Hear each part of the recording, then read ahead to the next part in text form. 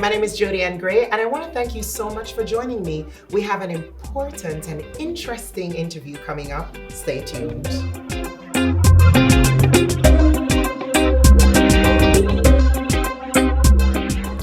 Hi, thank you so much for staying with us. My name is Jody-Ann Gray, and we have someone who is not only interesting as an individual, but extremely talented as a musician and a singer. We took him all the way from Augustown, and we're going to be chatting with him right now, right here with me, Jody-Ann Gray. His name is Duane Stephenson, born April 22, 1976. He is one of those multifaceted artists who you can always see delivering a great show, but always excellent content. Right now, right here, we have Duane Stephenson. Duane, thank you so much for joining us. Well, I was just listening to the introduction. I was wondering who it is. I was getting so excited. How you been, brother? It's been a while since I've seen you. Yeah, man, trust me, it's always such a pleasure linking up with you, man. I mean, we're coming a far way. Long way, donkey years. And the thing about it is that you have not changed. Like, you look the same. You know, age, not change. We have for the time are good friends. All right, Duane, let us start here. You know, we know that you have always had music in your blood. You have a lot of family members who themselves have been integrated in music. Yeah. And you literally inherited that by nature. Talk to us about, how you started in music. We know you started at a very early age. We know you have an uncle that's a saxophonist. We know that you have people who are involved in music. Talk to us about how you got started. Well, I mean, I got started through my uncle, Michael Rutherford. He was a member of the famed Rhythm Kings band back when they used to be the backing band for Gregory Isaac going all over the world. So I used to end up at the rehearsals with my uncle. Of course, it was always such an exciting thing to me to meet the artists, to just be behind the music, So, of course, I picked up a lot doing that, But beyond that, I never actually got serious too much about music until about fourth form, heading to fifth form while I was going to Tivoli Gardens, when I linked up with a virgin of mine in the quest to find the next girl. So of course, he went and we used to go to the basketball court together, and he got in a new club. So that he got into this club called the Catholic Players, and the girls were just beautiful and everything. I said, what? So they're having another audition. So I said, what? So I got to audition. Of course I failed miserably. Because the audition wasn't just singing, man. It wasn't just singing, but I think then Kathy Levy probably saw something a little bit more than just what I was doing at the audition. So I ended up in the club, and that's where I started really getting serious and exploring music to the point where that's where I met the virgins that will, help in the transition to the music business as a professional into ISIS. All right, now to ISIS, and that's where we actually met through to ISIS. Everybody knew you as a part of to ISIS. We knew that even though everyone had their individual style in that group, we knew that it was always to ISIS. It was never Duane. It was never. It was just always together.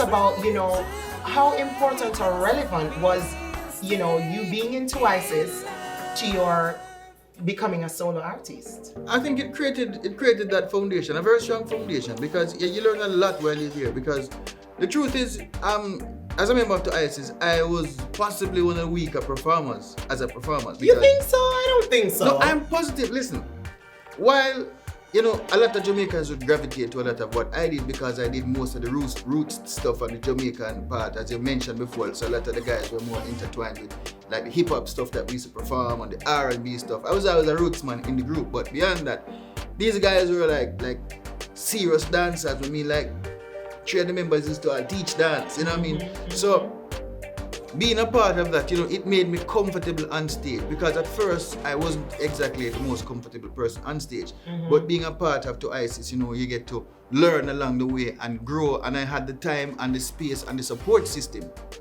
So by the time I was ready to move on from there, I was more rooted, my foundation was a little bit deep, a little bit stronger, and I was ready for the move.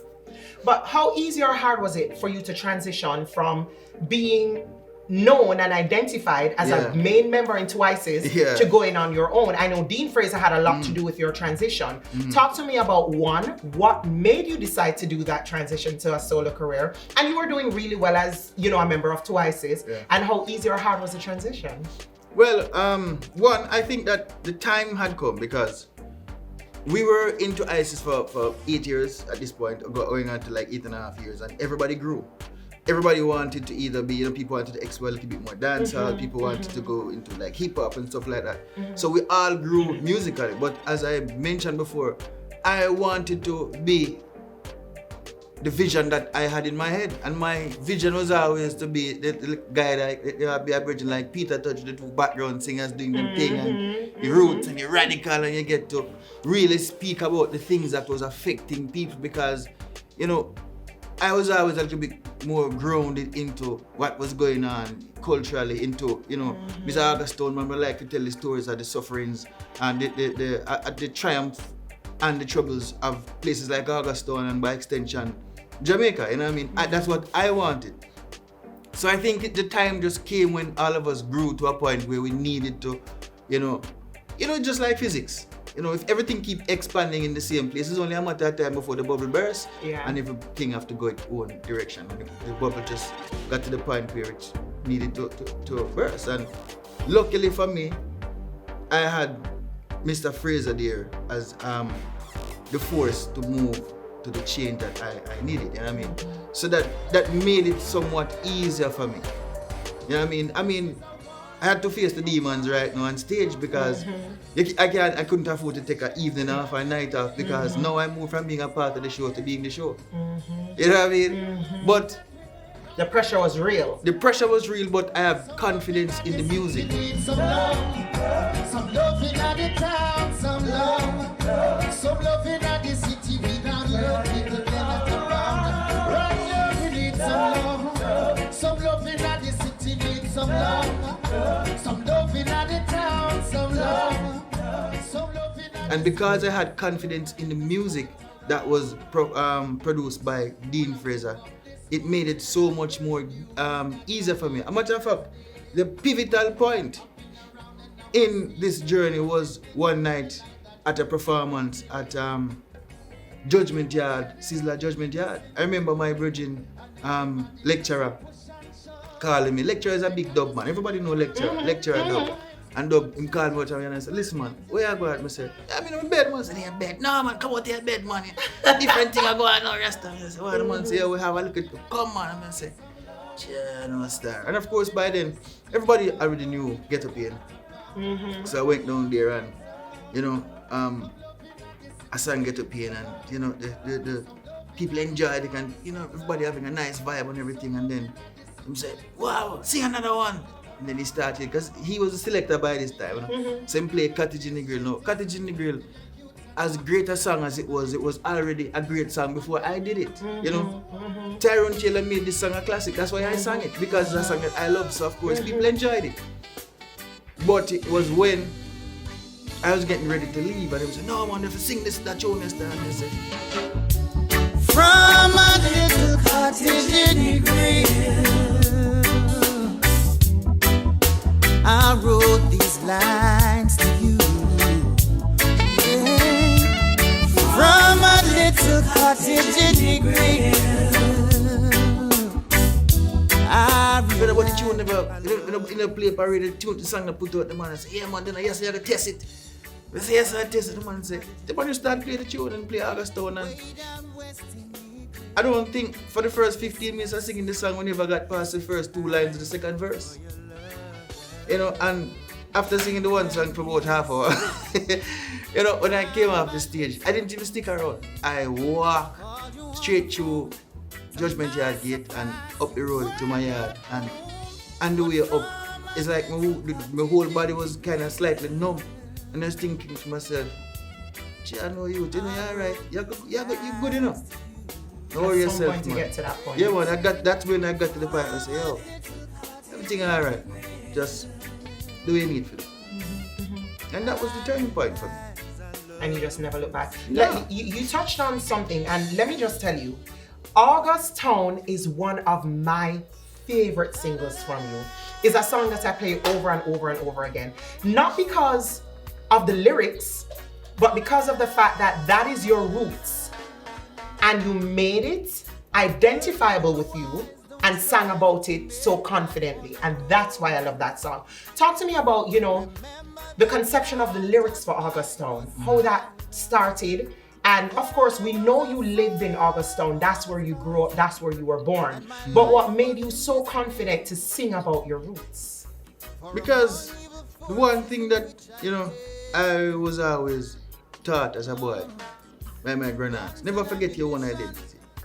Because your identity will be what will, make you stand out in a crowd. God-fearing people I chose to strive for all of the lives that are taken. They can never be replaced. But still, Judge, I chose to remember my face. Though I never lived like you wanted. If you come to the table with yourself, nobody is not going to turn up with that. No care of growth, them not going to turn. Nobody not going to turn up at the table with Jody and Gray because you're the original. You're the only one. That is part of it. And I think for me, I wanted something that was identifiable to the life that I lived, and something that somebody that lived next door to me in August Town could relate to. I wanted to tell my story. And my story began, aside from everything else, as a teenager on the football field, when everything changed for me. And not only me, I think the community changed at that point, at that match between Jungle 12 Hermitage, when the foolishness started and the bullets started raining. Because before that, as little boys, none of us ever saw that before. That was an August Town that none of us knew. It didn't exist. And that was the pivotal change. You know what I mean? And it affected us. And it's still affecting the community. You know what I mean? And I wanted to put it out there. I wanted my music to tell my story. You know what I mean? Get Up Pain is a tune I wrote when I was 14 in Tivoli School. Because that was what was happening at the time. Cottage in the Grill is a song that I truly love. Understand? And I said that was a part of me. Said, and there, August Town is a story that anyone that grew up and knew anything about August Town can relate to as something that they can say, yeah, I remember that day. As long as you're of the age, and even the ones that who don't know the age, knew of the thing because it changed, because there's no lot of people living in Hermitage that has never been down by the river. Them don't know Bodol and them place like me. Them don't know how to get to the caves at the back of Gola. Them don't know them things. That was your roots and that's what we knew. Yeah, man. Oh yeah. I've lived and I've learned. I've made mistakes along the way. Plus, I mean, aside from that, I heard the utterances. I mean, I was in Kathleen Players, and as much as she tried to shelter us from many things as individuals in the club, but amongst the parents and stuff, there was always utterances of class and color. And that is something that even continues to plague us to this day. Yeah. And as much as, our parents, as you said, would try to shelter us from it, it is there. And it brings me to another point where you're one of those artists who you're always talking about classism. You're always talking about, what is affecting the community in terms of, the social problems, disintegration, and, everything that's going on. Talk to me about the fact that you choose to sing about what is happening versus you have artists who, I realize that apart from Caribbean Girl, which I think it's, a very sexy song, you move away from sex. You don't talk about guns. You don't talk about, fighting. Do you think that had you probably changed the topics that you sing about, that maybe you'd have been bigger than you are right now? Maybe.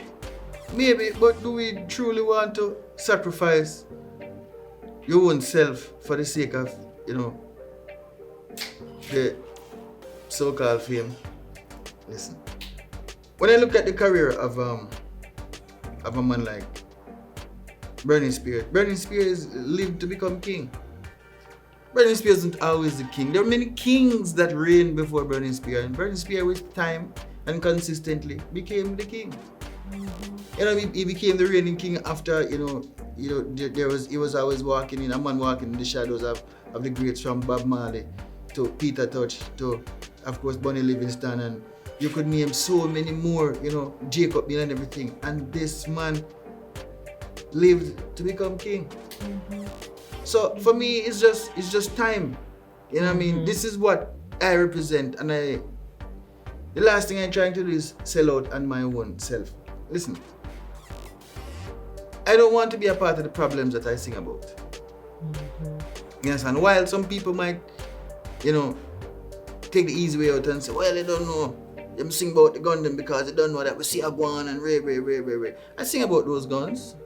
I sing about them. Not in the context that, you are.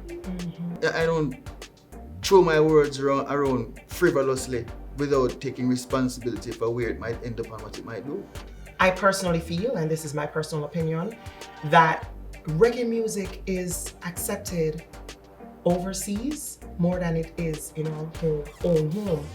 When you look at a Duane Stephenson in Europe versus a Duane Stephenson right there in your home, the comparison is unmatched. I get reinforcement whenever I go to the little places to perform. Because places that I still go today and perform, not many of our acts now are even taking a phone call to go to those places. And the truth is, maybe they wouldn't be asked either.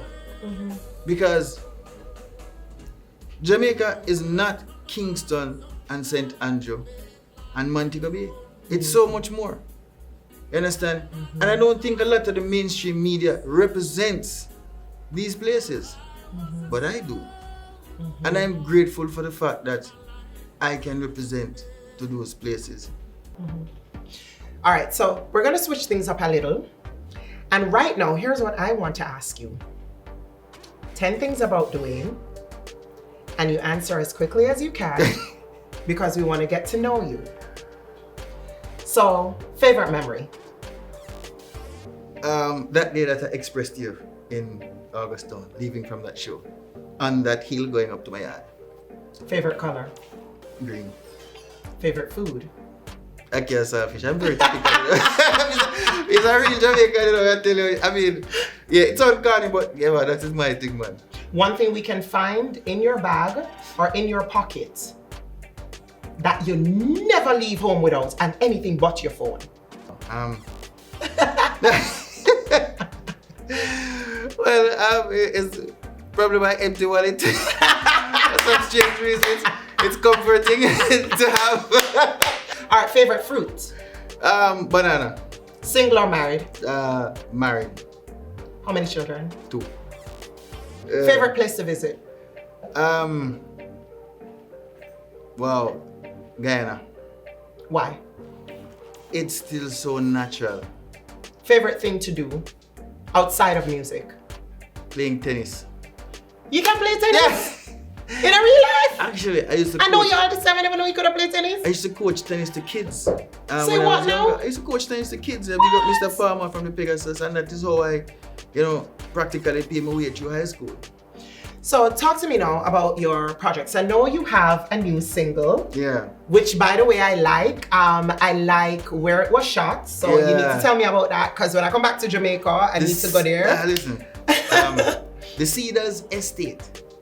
The Cedars Estate in St. Mary. Just look it up, the Cedars Estate. So I know you did, the song is called Caribbean Girl. Yeah. So talk to me about the concept behind the song. I know you did it with Romain Virgo, and by the way, that's somebody else I really respect. I respect him for the fact that he stays true to himself while still producing good music. And he's another one that you don't see him going and deviating from what he started with. He's just continuing on the path and knowing that, listen, this is what's gonna take me to where I need to go. So that was a good combination. It's amazing I'm not even sure if Romain Virgo know this. The first time I saw Romain Virgo performing was at his school. I was invited there to perform myself and Bridget. That was from the era. Montana. Montana is from up that side. Boltar, Solomon. Mystic Roots. Well, but Boltar. And, you know, we're up there and do everything and, you know, them say, them have them own like a star. And Romain Virgo come and the man just go up, this look youth, I didn't know him at the time, just go up and start sing Peer Old Song. And the man sound like The people that were singing. Yeah, I said, That's so true. Rasta. And then about a year and a half later, so I see him turn up on the digital thing and I say, hey, he might win, you know. And like, what is that? Top of me, I say, he might win, nobody can beat him. You know what I mean? So I've been in his corner from them times. You know what I mean? So of course, throughout everything that's going on right now, you know, the whole vibe with, you know, women really facing the streets. Because right now, most mothers, not only mothers again and chef again, now them a teacher too. Yes. You understand? And then abuse, both physically and mentally, Yes. it has been going up. Abuse to women, and it's unfortunate that one would think that would have used the opportunity to big them up for all else that they have to do. And now, this is the result of it, you understand? So I just wanted to do a song that was just bigging up the women them, you know, bigging them up, say, listen, you have support, you still have love, and you still have respect and on the ratings, tall up. So Duane, you know, Yeah. talk to us about, you know, other upcoming projects and, you know, where we can find you in the next coming month. I'm in the studio right now with Donovan Jermaine and Penthouse producing an album. Even though yet I have one produced by Dean Fraser and Kongstar that is on hold because we're not sure when we're going to put it out. But nevertheless, I'm doing something else now with Donovan Jermaine, with him at the control, just to see where it leads, a different vibe, a different energy. See if we can, you know, rope in some of the berries / early Tony Rebel / Boja Banta / Wayne Wonder / Assassin vibe. Yeah. So Duane, I want to thank you so much for coming to hang out with me. You're always ready, you're always available, you're always willing. Thank you you. always provide some really good conversations and I appreciate it. All the best on your journey. And you know, I'm always there for back here. Yeah, I'm a Always, friend. man. Yeah, my long time. Man. All right, so there you have it, guys. Thank you so much for joining me. If you like this video, make sure you share, like, and subscribe. Until next time, my name is Jody Ann Gray.